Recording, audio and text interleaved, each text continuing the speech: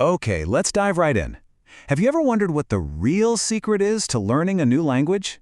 We're about to explore a super powerful idea that completely changed how we think about it. An idea that says it's not just about listening, it's all about talking. I mean, we've all felt this, right? Just like this person at the airport. You're just getting hit with this wall of sound, a stream of words, but none of it is actually connecting. The meaning is just lost. It's a total communication breakdown.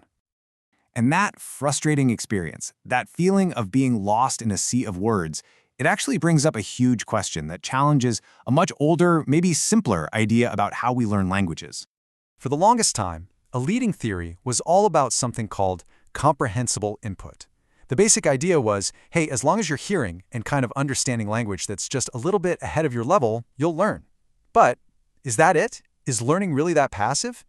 Is just listening really enough to learn how to speak? So if just soaking up language isn't the full picture, what is? Well, this is where linguist Michael Long comes in with a totally game-changing idea, his interaction hypothesis. And it puts real, live conversation right at the center of everything. And this slide, this is the absolute core of it. Long said that learning is not a one-way street where you just sit back and absorb stuff. No, it's a dynamic, two-way process.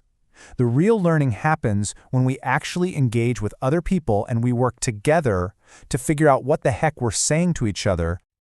And listen to how Long himself put it. He called it the necessary mechanism. He wasn't just saying that interaction is, helpful. He was saying it's essential. The real magic happens in the struggle, when we have to adapt and change how we're talking to make sure the other person gets it.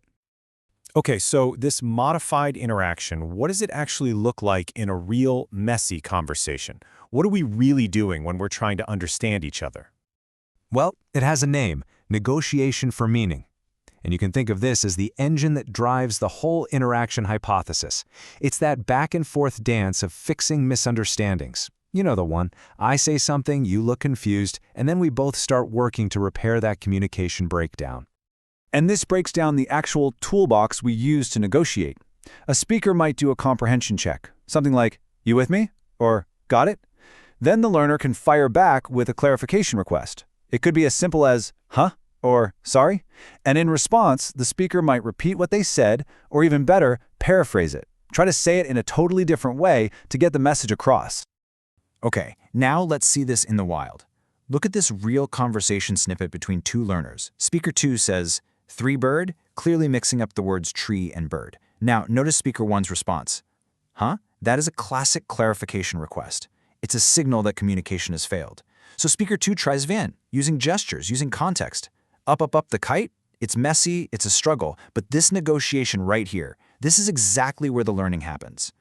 And when you have this kind of back-and-forth negotiation, something else really important happens. It naturally leads to another crucial piece of the puzzle, getting corrected, or what linguists call feedback.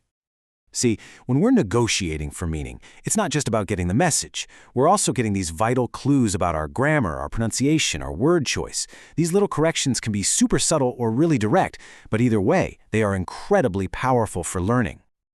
Generally, this corrective feedback comes in two main flavors.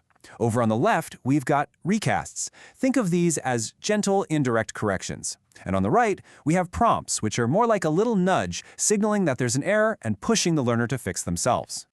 What makes a recast so smooth is how conversational it is. The instructor doesn't slam the brakes on the conversation to say, "Hey, you made a mistake." They just model the correct form, went, while also confirming the meaning. It's implicit, and it keeps things flowing.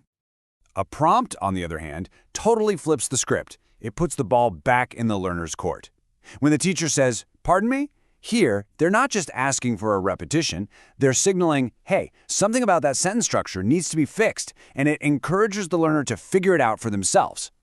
So this, of course, leads to the million-dollar question for language teachers and learners everywhere. Should we be gently recasting, or should we be actively prompting?